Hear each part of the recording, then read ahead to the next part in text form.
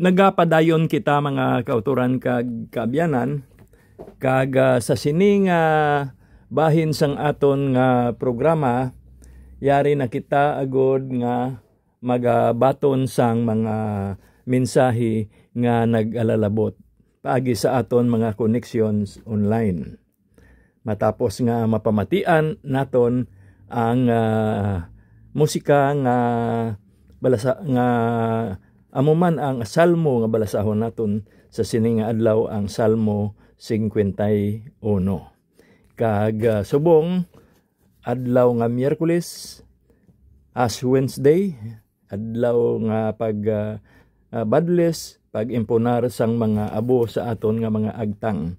Kag ang aton nga programa para sa sining nga adlaw nga edisyon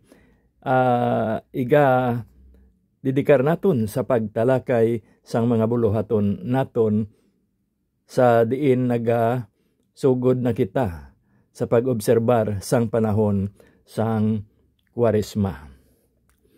Okay, no? Ang una naton nga pagabatunon nga mensahe among nagikan kay Pope Francis nga nabaton ini naton paagi sa Twitter, no, o kon X nga portal sa internet. Kag ang account ni Pope Francis aton ini ginasunod paagi man sa aton nga account nga NRCS Inspirational. Kag ang aton nga Santo Papa nagsiling ang paghiliusa nga ginpangamuyuan sang aton Ginoo, Ginoong Hesus, hingyo sa aton, nagatulod sa aton, agod nga mag-angkon kita sang hamtong nga kahilwayan nga nabunag nagikan sa mga patod nga mga pagdesider, pagbatas, kag pagsakripisyo, kag amuman ini ang kabangdanan para sa pagtuo sang bug-os nga kalibutan. Amen. Ang masunod among nagikan kay Sister Luz Aguilar sang Arevalo distrito sining syudad kag katapo man sang aton nga Arevalo chapter. Kag ang iya nga mensahe iya nga ginapalambot lakip na ang panamyaw para sa sining kahaponanon kaupod sang bug-os niya nga panimalay. Kag ang mensahe nga nagikan man sa pagbasa naton sang libro ni San Lucas sa kapitulo 4 bersikulo 21 nagasiling nga ang Ginoo naghambal sa sinigid nga adlaw ang eskriptura nakaangkon sang katumanan sa inyo nga pagpamati. Okay, no? So duha ka mensahe. Kag karon aton nga pagatalakayon ang aton nga mga buluhaton para sa pag-obserbar sang Ash Wednesday, no? Miyerkules ang pagbadles. Ang tion nag-abot na agod nga ang aton nga simbahan mag-selebrar sang solemne nga buluhaton nga amuman ang nasentro nga kahiwatan sa aton nga kasaysayan. Kag ini ang natuhoy sa pagkatubos sang katawhan paagi sa aton Ginoong Hesukristo nga aton manluluwas. Kag may mga ginarikwirer sa aton para sa sining adlaw. Ang pagpuasa kag ang abstinensya, hindi gid naton pagkalimtan. Meaning, ginalikawan naton sa sining adlaw ang pagkaon sang karni. Kag sang mga manamit nga mga pagkaon. Kag ini magapadayon tagsa ka Biyernes sa sulod sang panahon sang Kwaresma. Kag sa subong adlaw kita pagabendisyonan sa santos nga misa. Kay ang mga ginabendisyonan man nga mga abo iga imponer sa aton nga mga agtang.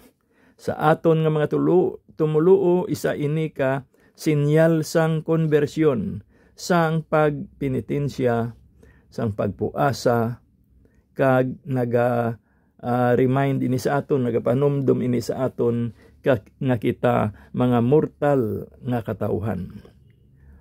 Kag ining mga nabindisyonan nga mga abo nga ini mabaton sa mga simbahan during sang santos nga misa, pakita sang aton nga mga kinahanglanon bilang mga tumuluo. Magasimbolo ini kung daw ano kita kahuyang kag sang aton nga mortalidad. Kag sugod sini nga adlaw kita ginaremind sang aton mga buluhaton para sa panahon sang Kwaresma. Una diri amo ang paglikaw sa sala. Aton nga ipakita ang aton gugma sa Dios paagi sa pagtuman sang iya nga mga sugo kag paglikaw sa mga sala. Ikaduha, amo ang pagpuasa. Kay ang sulok-sulok nga wala sing unod, mas makatulod sa aton agod nga mangin atintibo kita sa pagpangamuyo. Ang kwarta nga matipon naton, nga tani na budget sa pagkaon, aton nga gastuhon para sa pagpanghatag sang limos kag pagtipon sang mga bulig sa mga nagakinahanglan. Ikatatlo, amo ang pagpangamuyo. Mangin mapinadayunon kita sa aton nga pagpangamuyo. Pangamuyuan naton ang aton panimalay kag mga kaabyanan, kag sila nga nagasuprer, kag pangamuyuan man naton ang bugos, ang aton nga simbahan kag ang bugos nga kalibutan. Ikaapat, maghimo kita sang mga buluhaton nga maayo. Magbulig kita sa mga nagakinahanglan kag pangamuyuan naton sila. Mangin handa kita sa pagserbisyo para sa ila. Ikalima, amo ang pagpanghatag sang limos. Buligan naton ang mga imol kag pigado. Suportahon naton ang maayo nga buluhaton sang aton nga simbahan. Mangin manayanaya ang aton nga mga guya sa pag-atubang naton sang aton nga mga buluhaton nga ginadedikar man naton sa Dios. Ikaanom, ang abstinensya. Likawan ang pagkaon sang karni kag ang mga manamit nga kalanon. Subong gid kag sa tagsa ka Biyernes sa panahon sang Kwaresma. Kaya ang Biyernes among adlaw nga ginlansang ang aton Ginoong Hesukristo sa krus. Ang ikapito, sa aton nga pagbasa, magpamalandong kita. Aton nga paumwado ang aton nga pagtuo, paagis paghinguyang sang mga tinion sa malinong nga pagbasa kag paghatag refleksyon. Ang mapinangamuyuon nga pagtamod sa pulong sang Dios sa tagsa ka adlaw, magabukas sang aton nga kasing-kasing sa espiritu kag ginatugutan naton ang panghuna-huna sang Dios nga amo man ang impluwensya sang aton iya nga kaisipan.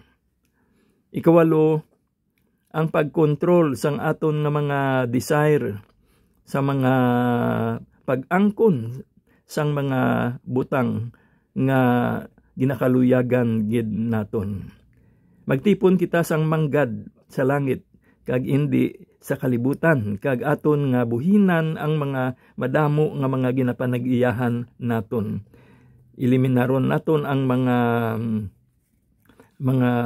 bungga nga mga butang nga ginatawag naton kag ang mga paghingyo naton, paghingamo naton sang mga tawhanon o kon kalibutanon nga mga bagay buhinan man naton o kun ipaiway naton. Kag ang aton tiempo kag ang talento ididikar naton sa pagpakigambit sa aton nga isig kapareho. Ang ikasyam, amo ang pagkontrolar naton sang aton nga mga desire, pagkahuyog, no? Ang paghingyo nga permi kita ma-entertainar, kung permi kita nga yara sa kalingawan. Kay ang sobra nga paglingaw-lingaw, makatulod man sang ginatawag naton nga distraksyon o kung ining pagpalikaw sa aton sa eksakto nga dalanon. Kag ini magabuhin sang aton nga tiempo nga ginadedikar naton para sa pagpanrabaho sa ebanghelisasyon kag buluhaton para sa Ginoo. Kag ang ikanapulo diri, amo ang pagpatuman naton sang aton nga mga katungdanan sa aton kabuhi. Magserbi kita sa Dios paagi sa pagkabuhi naton sa aton nga bukasyon nga napahamtang sa gugma sa tagsa kaadlaw. Ang Dios nagapanawagan sa aton nga manginbuhi kita nga nagasakripisyo kag nagaopreser sang aton matag-adlaw nga pagpangabuhi paagi kay Kristo. Amen. So napulo ini ka mga buluhaton naton para sa sini nga panahon sang Kwaresma. Kag hindi man naton pagkalimtan nga ang buluhaton naton subong adlaw nagabukas ini sang panahon sang Kwaresma. Adlaw ini sang pagpuasa kag pagpangamuyo. Magasunod na sina ang mga madamo pa naton nga buluhaton sa panahon sang Kwaresma. Sa Domingo de Ramos, amo ina ang pagsugod sang Holy Week o kon Semana Santa. Ang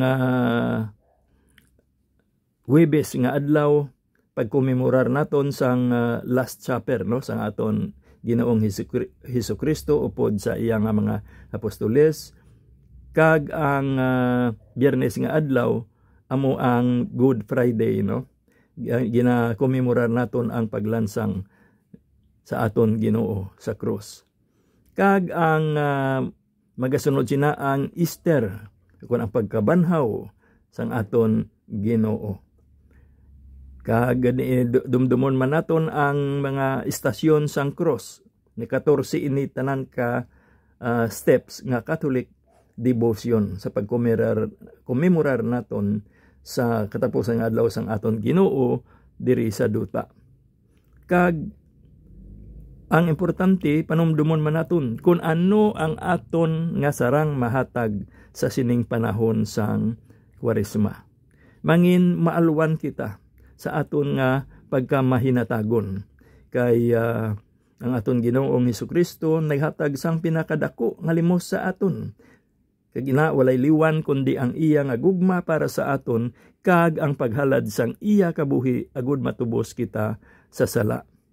Kag sa sini nga panahon na magyaob kita sa pagpangamuyo, magbasa kita sang Eskriptura, magpuasa kag magpanghatag sang limos. Kay ang pagpanawagan sa aton mo ang hatag naton sang may pagka maalwan, ang karidad. Amo ini ang permigid naton nga panumdumon kag tima ini sa sini nga panahon sang aton ebanghelyo. Kag ang tanan naton nga mga kabuhatan igadedikar naton para sa karidad. So sa sining pagbato naton sang abo nga iga-imponer sa aton nga mga agtang, hindi gid naton pagkalimtan nga kita nagakinahanglan sang pagtubos paagi sa kaluoy sang Dios. Kag ang aton nga simbahan naga-care gid, no, nagatatap gid sa aton sa sining panahon, kag nagabaton sang aton nga pagpenitensya. Kag ang aton man nga liturhiya remind man sa aton sa komemorar sang pasyon kag pagkamatay sang aton Ginoo. Kag parisan ini naton sang pagdingot sa aton kaugalingon sang mga desires naton nga kalibutanon. Kag amo gani nga sa pagsugod naton sining balaan nga mga buluhaton naton sa sining nga panahon, kita pakigsumpong sa mga kalautan kag mga hindi maayo nga mga buluhaton. Kag ang aton nga pagpuasa kag pagpenitensya magabulig gid sang dako sa aton. Amen. Mga kauturan kag kaabyanan na wala na kita sing panahon agud nga makapadayon, ini si brother ninyo Nar nga nagasiling, may God bless us all.